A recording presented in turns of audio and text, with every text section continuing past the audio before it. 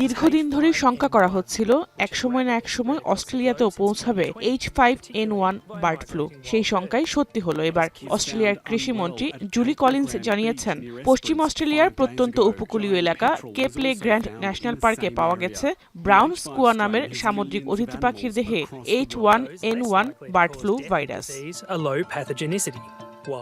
এতে করে বিশ্বের একমাত্র বার্ড ফ্লু মুক্ত মহাদেশ অস্ট্রেলিয়াতেও ছড়িয়ে পড়ল ভাইরাসটি। তবে এখনো পর্যন্ত কোথাও ব্যাপক হারে পাখি বা অন্যান্য প্রাণীর মৃত্যুর খবর মেলেনি। এরই মধ্যে জরুরি প্রাণীরোগ ব্যবস্থাপনা কমিটির বৈঠক ডাকা হয়েছে। দেশটির প্রধান ভেটেরিনারি কর্মকর্তা বলছেন, এমন পরিস্থিতির জন্য দীর্ঘদিন ধরে প্রস্তুতি নিয়েছে অস্ট্রেলিয়া। গেল বছর ভারত মহাসাগরে অবস্থিত অস্ট্রেলিয়ার দূরবর্তী হার্ড ও ম্যাকডোনাল্ড দ্বীপপুঞ্জেও এই ভাইরাস শনাক্ত হয়। সাম্প্রতিক এক গবেষণায় দেখা গেছে সেখানে বার্ড ফ্লুর কারণে প্রায় 13,000 শাবকের মৃত্যু হয়েছে।